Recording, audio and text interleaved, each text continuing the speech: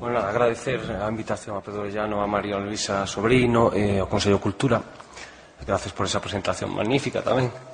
Y muchas gracias a ti, Pedro, porque yo cuando afronté tu texto, pues lo primero que hice, pues como está mal logrado el término de retrucar, es decir, igual que está también mal logrado culturalmente el de crítica, pues lo que hice es buscar las fallas, ¿no?, que no encontré. Entonces, claro, tomé la decisión de pasarte jabón a saco, y eso es lo que voy a hacer.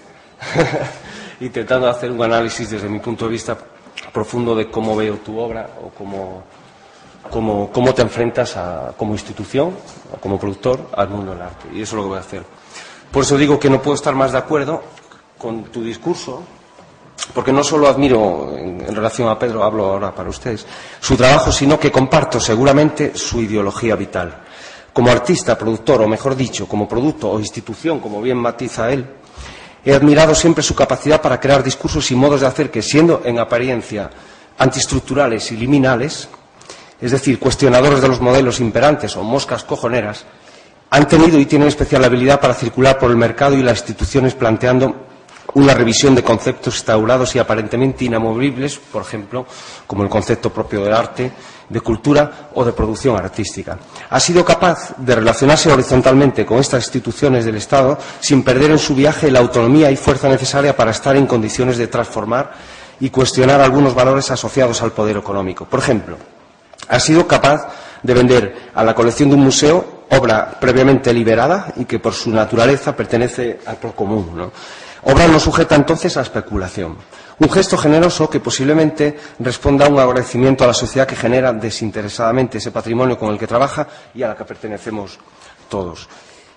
Ha conseguido también resignificar conceptos como alternativo o contra el sistema, convirtiéndolos en otros que pienso que él considera sinónimos como paralelo o valerse del sistema, que, como diría Pedro Garel, y cito, meterlos en las fracturas de lo establecido, no enfrentarles ni negar el sistema, intentar socavar sus cimientos.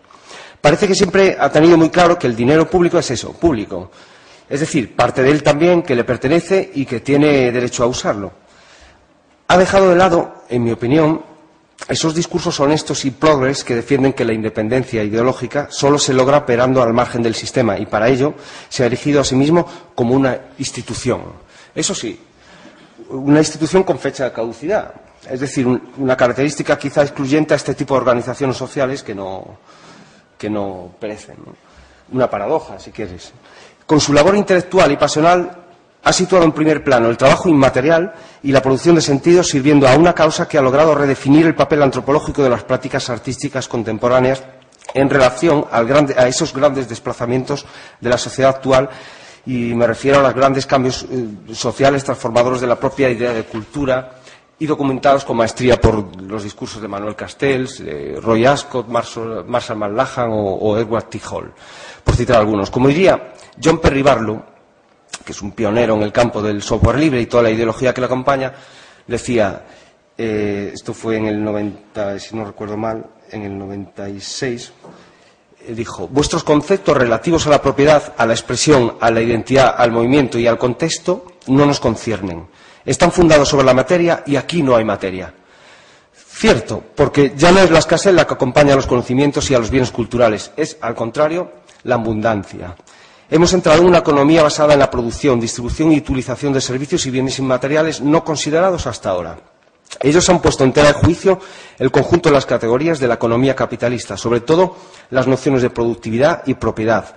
Y su obra, creo, se sitúa en ese frente. Él, Pedro, y toda una generación de productores culturales, entre creo que me incluyo yo, han hecho el doble esfuerzo que supone, por un lado, generar obra inmaterial y, por otro, enfrentarse a una generación que gestiona y administra el dinero público que apenas conoce los traslados que ha sufrido la tradicional idea de valor. El origen podría estar en esa carencia de representación del nuevo trabajo cultural. La carencia de imágenes se traduce habitualmente en carencia de poder y valor, etcétera. Aunque este asunto yo creo que requeriría un desarrollo más profundo. Obviamente Mauricio Lazarato o Antonio Negri, que los conoces bien, pues ayudarían a entender esta problemática. Lo que sí es cierto es que en el momento en el que el consumo cultural se traduce en actividades de carácter productivo acogidas con placer, allí el sistema se encargará de explotar sin ningún remordimiento sus rendimientos políticos. Y es ahí donde creo que actúa actitudes como la tuya.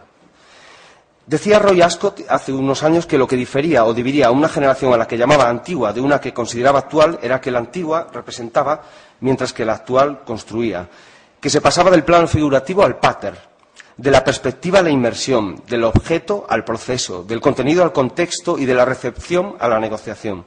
También decía que había traslados de la observación a la acción y del automatismo cerebral a la mente distribuidora, a la institución. Lo hacía a principios del siglo XXI vaticinando un cambio de paradigma social que no solo se ha instalado en la cultura contemporánea, sino que ha ido evolucionando vertiginosamente. Esta anterior generación a la que se refería Roy Ascott, cuyo modelo y esencia podría resumirse, aún a riesgo de pecar quizá de reduccionismo interesado, obviamente, y de aportar pocos datos, en obtener el máximo beneficio. Se enfrentó esta generación recientemente a otra que anteponía la libertad frente a ese máximo beneficio. Y ante semejante lema vital, como nos ha enseñado la historia, no hay nada que hacer. La obra de los artistas como Pedro G. Romero pretende situar en primer plano lo inmaterial. Funciona a modo de memoriales acumulados, de palimpsestos, de nodos relacionales y redes de flujo cultural.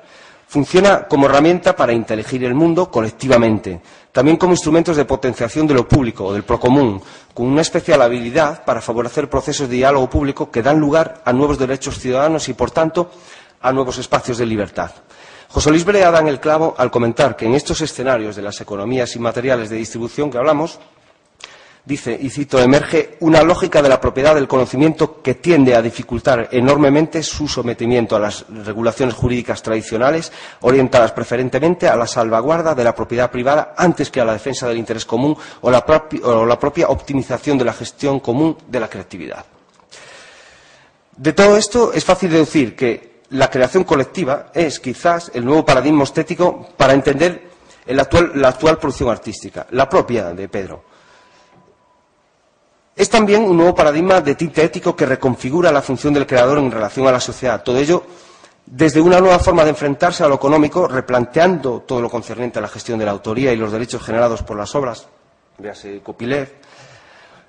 Creo que un número significativo de obras se genera a partir del trabajo multidisciplinar, artistas y no artistas, lo cual permite realizar obras de alto nivel tecnológico y conceptual. Trabajos que tienen en común la interactividad, su composición horizontal y jerarquizada, su carácter inmaterial, su dimensión escritural y especialmente su propensión a la colectivización. Producciones sustentadas en un planteamiento crítico de la realidad, en ocasiones íntimamente ligado al fenómeno social. Acciones que parten de las principales preocupaciones de nuestra época, o sea, problemáticas sociales, políticas, económicas, culturales, identidades sociales, etcétera, casi todas ellas nacen con la necesidad de insertar al espectador en la creación de la obra, generando nuevos tipos de relación con el que se ve transformado su rol tradicional de espectador en el de usuario coautor. También nuevos formatos de exposición que se concretan en talleres, seminarios, formatos efímeros e inmateriales, proyectos en constante evolución, un tipo de arte abierto, procesual, efímero y cercano al tiempo real, que creo que es el caso del archivo FX.